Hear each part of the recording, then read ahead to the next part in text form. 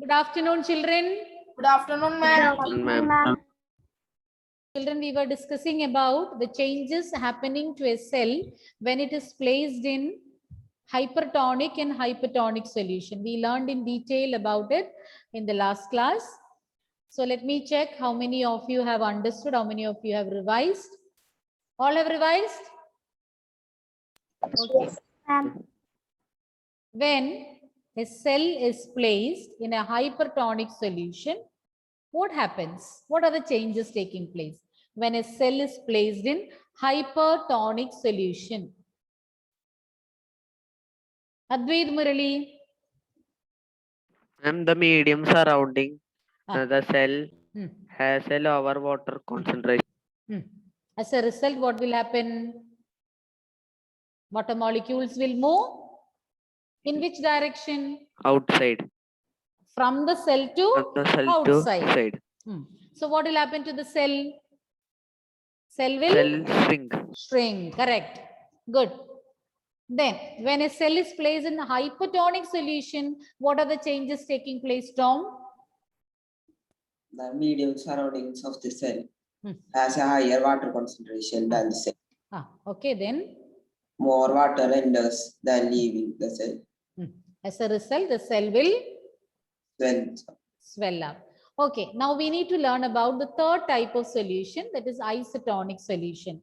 In isotonic solution, the medium surrounding the cell and the cell are having same water concentration. So here water molecules are free to move in both directions, but the net movement of water will be zero. Neither more water enters the cell nor it leaves. Equal amount, it is balanced. And there won't be any difference in the appearance of the cell. It will neither increase in size or decrease in size. It will remain the same. So let's see.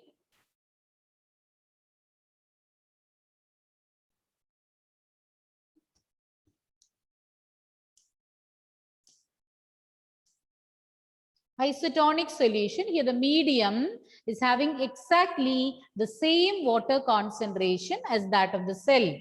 Here also you can find in the figure water molecules leaving out, water molecules entering the cell. But when you balance it, the water that is entering is balancing the water that is leaving. So net movement, if you take, it is zero. More water is neither entering nor leaving. It is equal amounts. Equal amount of water enters and leaves, and as a result, there won't be any change in the size of the cell. Amount of water going in is same as the amount of water going out. So there is no overall movement of water. Net movement of water is zero. Hence, the size of the cell will remain the same. There won't be any difference in the appearance of the cell. I'll repeat once again. Isotonic solution is a solution where the water concentration is same as that of the cell. Or else you can say when the medium surrounding the cell has same water concentration as that of the cell, that is a isotonic solution. When you place a cell in an isotonic solution, water molecules are free to move towards the cell, and from the cell it will move outwards. But there won't be any net movement of water. If you calculate the net movement of water, it will be zero, because the amount of water leaving is same as the amount of water entering, and as a result, there will not be any change in the size of the cell. It will remain the same. And here you can see a comparison of three media: hypertonic, hypotonic, and isotonic solutions. And you can compare it here in the first one, hypotonic solution. Cell is placed in hypertonic solution, and here you can find more water will be entering the cell. More water enters the cell, and as a result, the cell will swell up. But when it is placed in a hypertonic solution, the water molecules are more inside than outside, and as a result, more water molecules will be moving out, and as a result, the cell will shrink. And the third one, the water concentration is same, inside and outside. And as a result, no net loss or gain of water. Amount of water leaving is same as the amount of water entering. And as a result, the cell will remain the same. No change in the size of the cell. In the first case, the cell got swollen up. In the second case, the cell, what happened to the cell in the second case? The cell can be seen shrunken or it will shrink. And whereas in the third case, the water concentration is same inside and outside. And as a result, there won't be any net movement of water and the shape of the cell or the size of the cell will remain the same. Any doubts? Any doubts? Huh? Last one you want explanation. Previous slide or this one? Previous one. We learned about isotonic solution. In hypertonic solution, the medium surrounding was having more water concentration. And in hypertonic, medium surrounding the cell is having lesser water concentration. But here it is isotonic. In isotonic solution, the medium surrounding the cell is having same water concentration as that of the cell. It is equal. Amount of water inside the cell and outside the cell is same. So there is no net movement of water or overall movement of water is zero. And the cell will remain the same. There will be no change in the shape or size of the cell. Clear? Am I clear to you? Yes, ma'am. Okay. And children, you might learn these points as such, but for the exam, it can come as application level question. And in your textbook, some activities are given based on these, and you can try it out at home. If you have cucumber at home or any vegetable, any fresh vegetable, cut thin slices of it and add it to concentrated salt solution. Leave it there for a few hours and then observe it. Will you tell me the changes the next day, or if somebody can bring that sample next class? Just on the prior, like previous day of next biology class, you try it out and you bring it to the class then. So we can see the difference in the appearance of the slices. Let it be fruit or vegetable, cucumber slices or bitter gourd, any vegetable you can try. Yes? No doubts, no? Anybody tried already? Before me saying, anybody tried it at home? No. Huh? I asked you to try out, no? Add some gram seeds into water and observe it. 5-6 seeds you can add to water and see what is happening. I know this your mother might be doing, and if you haven't noticed it, take a handful of or a 5-6 gram seeds and add it to water today night, and tomorrow you just observe what change has taken place. I might ask anybody to explain. Similarly, one more experiment you can try out, one more activity. A few slices of vegetable or fruit, you can add it to salt or even sugar solution and then observe it after a few hours. Agreed? You all will do? Yes, ma'am. Okay. Now we are moving on to another topic. What is happening here in this figure? Don't check the caption given. You haven't learned it. Other than that, what do you understand? What is happening here? Amoeba. Amoeba? Particles. One at a time. Amoeba is? The food particle. Amoeba is taking in food particle. Just a minute. Amoeba is taking in food particle. How? With With the help of pseudopodia. What are pseudopodia? What have you learned last class? They are false projections. It helps, or these pseudopodia help amoeba to carry out two main functions. Which are those two functions? particles and movement of taken. Yes, engulfing or taking in food particles, and one more. What is the other point? Movement. It helps them to move and also to capture or to obtain the food. And here you can see pseudopodia. I've changed the spelling because pseudopodia is plural. Pseudopodium, IUM is singular. When it is written, pseudopodia. Podia is plural and pseudopodium is singular. Okay, here you can see amoeba, picture of amoeba. Amoeba is not having any definite shape because the direction in which pseudopodia are produced will keep changing according to the need, in which direction it has to move, or depending upon where the food particles are present, accordingly pseudopodia's direction can change. So it's not having any definite shape. Okay, and here you can find a food particle, and when amoeba senses food particle, what happens? What happens, children? Now here a food particle is there. So amoeba will put forth what? Pseudopodia. In which direction? The direction where food particles. In the direction where food is there. Here you can see food particle, and as a result pseudopodia will be put forth so that it will encircle or surround the food particle. And later what will happen? Later what happens? It will form what vacuole, children?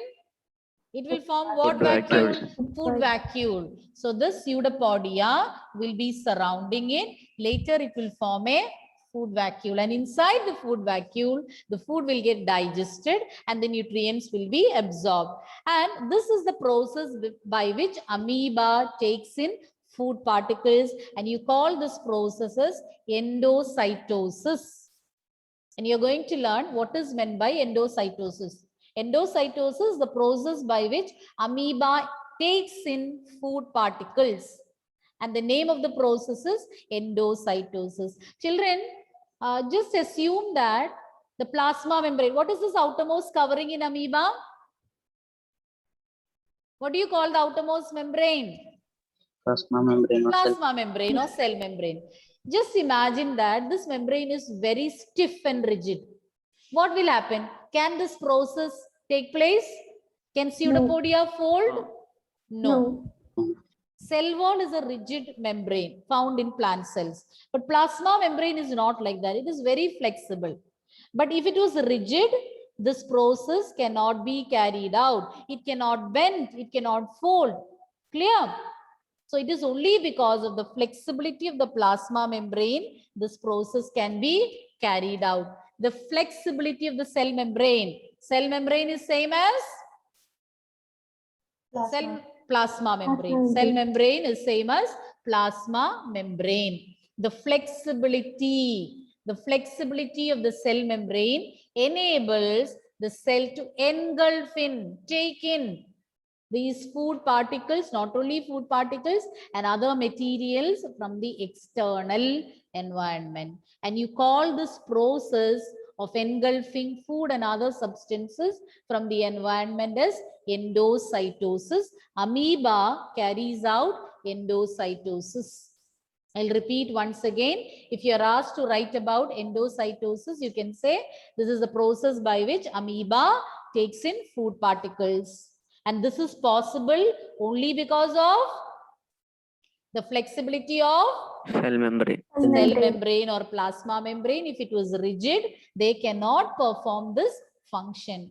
Once again, the flexibility of the cell membrane enables the cell to engulf in, to take in the food particles and also other materials from the external environment.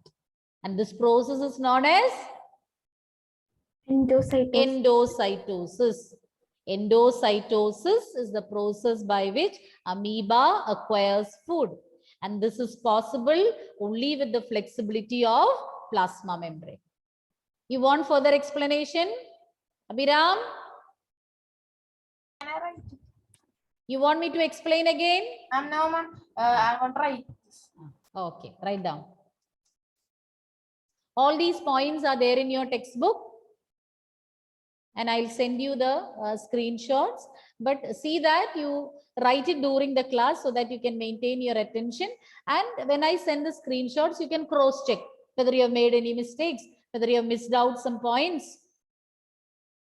Do you see all these screenshots? Yes, Anybody check? Ma'am. Or am I wasting my time? No, ma'am. Okay. Ma'am, Yes. ma'am, is it only amoeba that engulfs food? No, there Or are bodies? certain other substances also, certain other unicellular organisms who can carry out this function. Ma'am, paramecium can do it.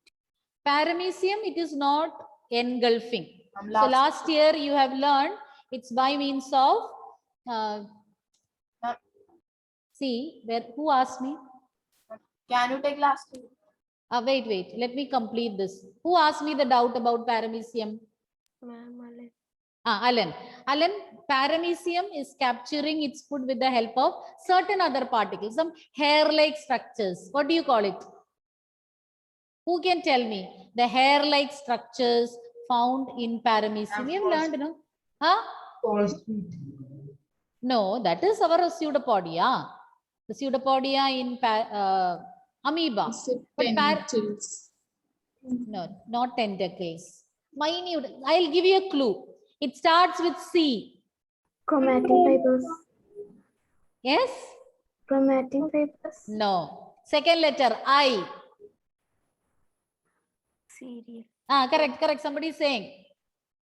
Let it be wrong. Tell. Correct only. Who is saying that? Celia. Haven't you heard? Yes. Yes, small hair-like structures. And we have learned that these hairy structures will beat like the boat's oars of a boat. They'll be continuously moving like the oars of a boat. And as a result, the food particle will be directed towards its mouth. The food particle somewhere nearby, because of the beating movement of the cilia, food particle will be directed towards its mouth. Okay, so that is another process. Here, as such, it's a membrane or the pseudopodia can fold and take in the food particle. Both are two different processes. Okay, Ellen? Shall I continue? Yes. Yes. Now we are going to learn about what, children? What is the next topic? Cell wall. Where do you find cell wall? Where do you Plant find? In plant cells. Why it is found only in plant cells? Because plants cannot move and they need protection from Good, very good. atmosphere. Plants cannot move from one place to another. So they need additional protection. And that is why they have a cell wall, which is Can rigid you or ask- flexible? Rigid or flexible? Rigid. Rigid, very stiff. And it gives a proper shape to plant cells. And do plant cells have cell membrane? Yes. Yes. And where is the cell wall present? Inside or outside cell membrane? Outside. Cell membrane. Very good. What is the cell wall made of? Cellulose. Cellulose. And here I've shown the picture of a guard. Why? The police says security person. Why it is shown there? Is like a security guard. Because it gives additional protection. Already we mentioned about gatekeeper, plasma membrane acting like a gatekeeper. Similar to the gatekeeper of a school, there is plasma membrane in the cells to regulate the movement of materials in and out. But in plant cells, to give them additional protection, there is cell wall. So in some schools, apart from the gatekeeper, there will be a security guard who will be roaming outside the school campus to give extra protection, to give additional protection. So same way, cell wall also gives additional protection to plant cells. Cell wall is found in plant cells and also in bacterial and fungal cells. Not only in plant cells, in bacterial and fungal cells also you can find cell wall. But the material with which they are made of are different. Different materials are used for the preparation of the cell wall. In bacteria, fungi and all, it is made up of other substances, but in plant cells, it is made up of Made up of cellulose. Cellulose is what type of nutrient? Huh? Cellulose means what? Carbohydrate. Very good. It's a carbohydrate. It provides structural strength. It provides structural strength to the plant cells. Any doubt? So 3 points we learned about the cell wall in plant cells. I'll repeat the points once again. Cell wall is found in plant cells and also in the cells of bacteria and fungi. Point number 2, it is made up of cellulose. Cellulose is a carbohydrate and its function, it provides structural strength to plants. It gives rigidity, it gives shape. You can add more points if you want. It gives structural strength, support, rigidity to plant cells.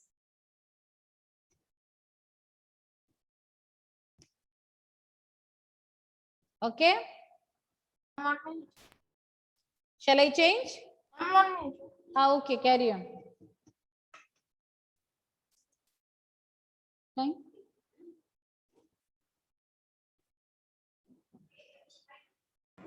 Ma'am, Yes. ma'am, you told about an activity, right? Ma'am, can we do it with tomato? Tomato. Yes, ma'am. Tomato, because you may not get the proper result. Cucumber, I think you can easily notice. You may try. You can try with tomato also. You want to put it in salt water, no? Concentrated. Yes. As such, the whole tomato or slices? Slice. Whole tomato you can try out if you want. Small ones if you have. You can use different vegetables or fruits. What is the advantage? You know, next class, you all can show different vegetables, and means I'm not asking you to soak all the vegetables and fruits at home in salt water, but a few slices so that we'll get so many samples. You try out. Okay, let's see. Shall I change? Okay. Cell walls permit the cells of plants, fungi, and bacteria to withstand very dilute solutions without bursting. Dilute solutions means what, children? Concentration of water will be? Less. Dilute. More. You fixed on one. More. Water molecules will be more. And when you place a cell in dilute solution, what will happen to the cell? Think and say. The cell will Increase size. Increase in size. But after beyond a limit, if it is placed in water, what will happen? The cell can burst because it keeps on absorbing water and finally it can burst. And here you notice the cell walls permit plant cells, the cells of fungi and bacteria to withstand very dilute solutions without bursting. So if you are placing plant, fungal and bacterial cells in very dilute solutions, when compared to an animal cell, if you compare it with an animal cell, they can withstand dilute solutions for a long time without getting bursted. That doesn't mean that they will never burst, but to a certain extent, or when you compare with an animal cell, that can, with these these plant cells or fungal or bacterial cells can withstand dilute solutions without bursting. What could be the reason? Because of the presence of the cell wall. Now let's see how is this possible? How they are able to withstand this dilute solutions? In such media, when you place cells in a dilute solution, in such media means here we have mentioned about dilute solutions. So here we are placing it in dilute solution. So what will happen? Cells will absorb water by osmosis. Any doubt in those two lines? We are placing cell in a dilute solution. So water molecules move from a region of higher to lower concentration. So from the medium, water will be entering the cells and they swell up. And if they starts to swell up beyond the limit, it will burst. But here, when they swell up, they will exert pressure on the cell wall. Cell wall is rigid. Okay, so they'll be exerting pressure. See here, children, when it is filled with water, it will be exerting pressure on the cell wall. So what the cell wall does, it will exert, see, it is exerting pressure on the cell wall. And in return, the cell wall will exert pressure into the contents of the cell. So it will be balanced. I'll repeat once again.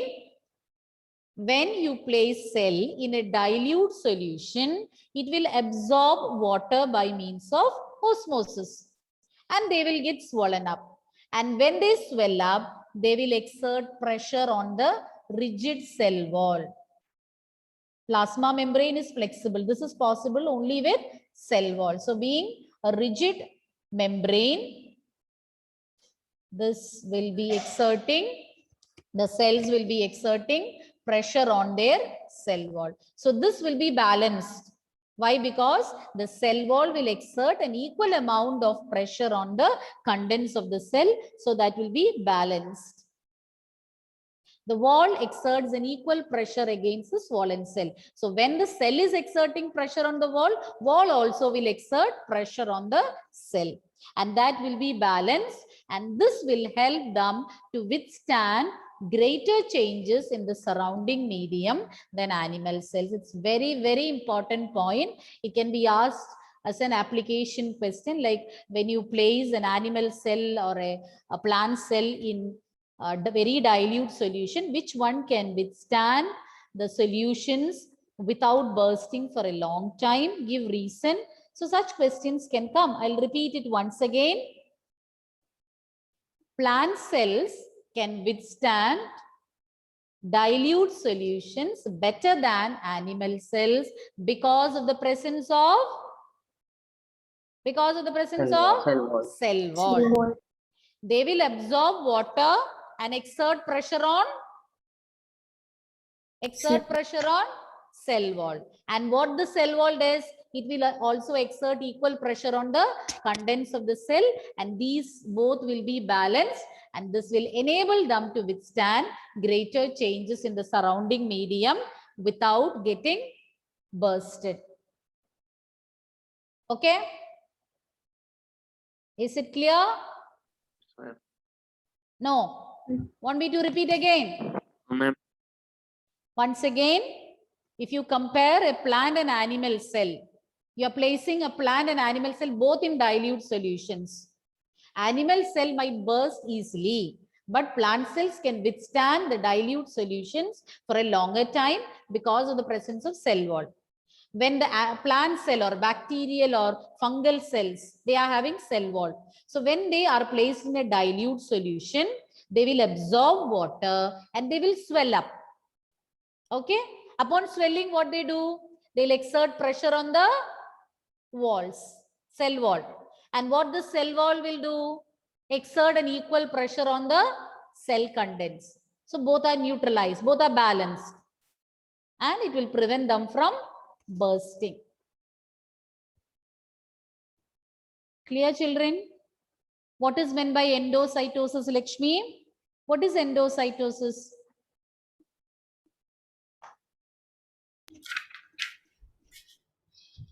Endocytosis?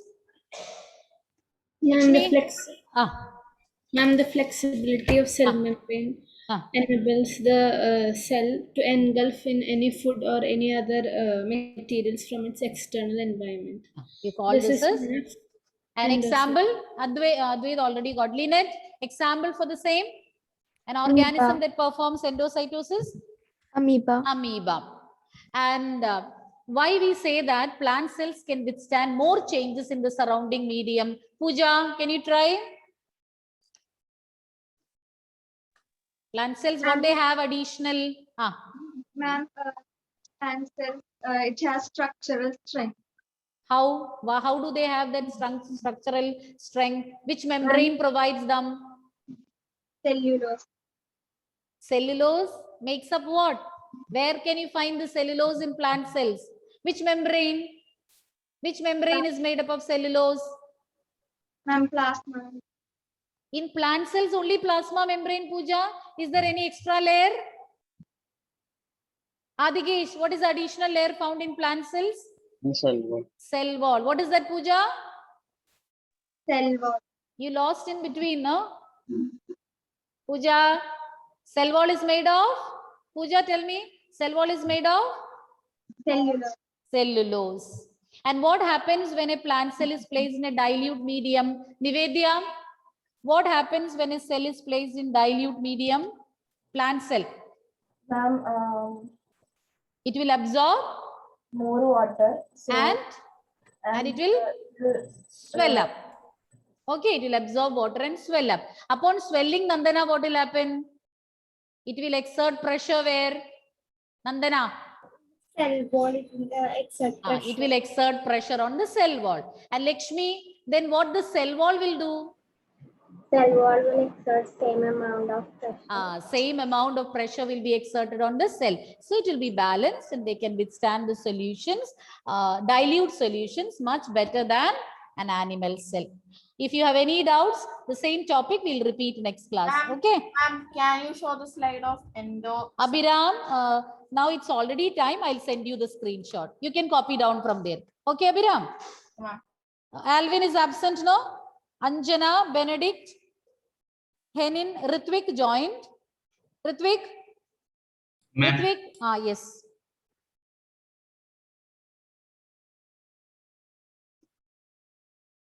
Nadeem? Navinid joined. Nadeem is absent. Pooja joined. I think Pooja joined late. That's why you had a confusion. Thank you. Thank you, ma'am. Thank you, ma'am. Thank you, children. See you next class. Come prepared. Do the activity.